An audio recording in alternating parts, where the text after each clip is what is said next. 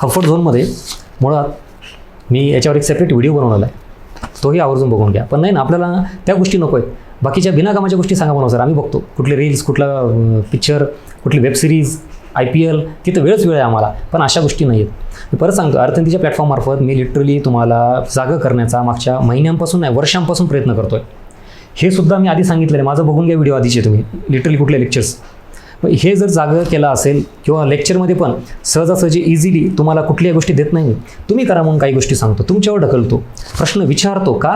बुद्धीला चालना मिळू द्यात. परीक्षेतले प्रश्न हे जास्तीत जास्त सॉल्व्ह झाले पाहिजेत पाठांतरानं आणि इझी वर करून नसते होत ते. त्यामुळं कम्फर्ट झोन म्हणजेच तुम्ही तुमच्याच बाबतीत राहणं. Everything is under control, situation सगळे एकदम परफेक्ट, मस्त चाललं आहे सगळं. रोज लायब्ररीत जायचं, नाश्ता चहा पाणी करायचं, बसायचं, काय करतोय, किती करतोय, कॉम्पिटिशन कुठं आहे, काहीच नाही. म्हणजेच आपल्याला नवीन शिकण्यासारख्या गोष्टी किंवा जड जाणाऱ्या गोष्टीपासून पळ काढणे, ह्याला म्हणायचं कम्फर्ट झोन. आपल्या प्रगतीसाठी गरजेच्या गोष्टी ज्या असतात त्या न करणे म्हणजे कम्फर्ट झोन. आपल्या चुका कोणी दाखवल्या त्याच्यापासून दूर जाणे म्हणजे कम्फर्ट झोन.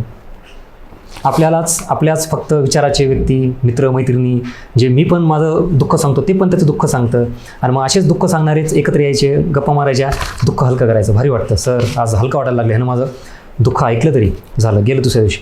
परत 2-4 दिवसांनी परत डिप्रेशन येतं, दुःख येतं, परत शेअर करायचं. ही सायकल किती वेळ रिपीट करणार तुम्ही? मग एकमेकांना दुःख शेअरच करत बसायचं का? दुःख दूर करण्यासाठी काय सोल्युशन पण शोधायचं? तुम्ही बघा आजपर्यंत असे किती ग्रुप आहेत तुमचे की तुम्ही फक्तच बोलता एकमेकांच्या दुःखांबद्दल, प्रॉब्लेम्सबद्दल. अरे पण त्याच्यातून काय होतं? तात्पुरतं हलकं वाटतं. सोल्युशन काय? मग तुम्ही अशा मित्रांकडे जा, अशा ग्रुपकडे जा की तो सोल्युशनकडे नेईल तुम्हाला.